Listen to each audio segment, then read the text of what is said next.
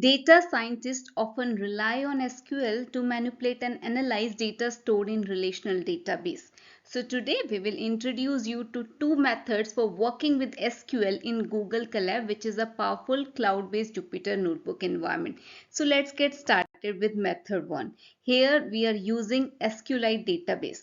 Now this SQLite is a serverless, self-contained and zero configuration database engine that requires no additional installation steps, and Python comes with built-in support for SQLite. So let's begin by importing the SQLite 3 module and establishing a connection to the database in your Google Colab notebook. So we will use as in-memory database for this example, which is denoted by this memory function.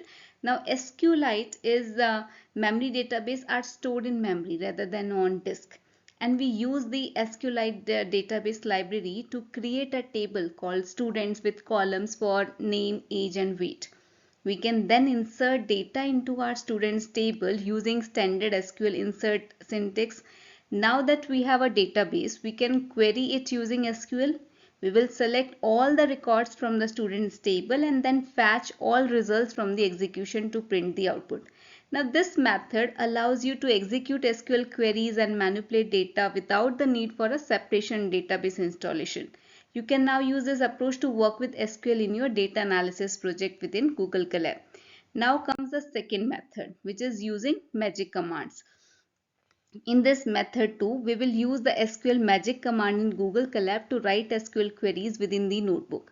Now this method involves installing the IPython SQL extension, loading the SQL extension and creating a SQLite database.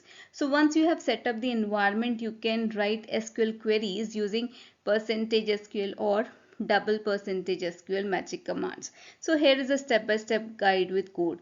First, we will install the IPython SQL extension by running the following command in this collab cell. Then we will load the SQL extension and create a SQLite database. Now you can write SQL queries using this SQL magic commands. Now here is the single percentage sign. Now this command is used for single line SQL query, while this $SQL command is for multi-line SQL queries that run the entire cell as SQL. Here is an example of executing SQL commands to create a table, insert data and run a query using %SQL command. Now this method is a convenient way to work with SQL in Google Colab without having to manage a separate database installation. You can use this approach to write SQL queries and analyze data in your data analysis project within Google Colab. Thank you.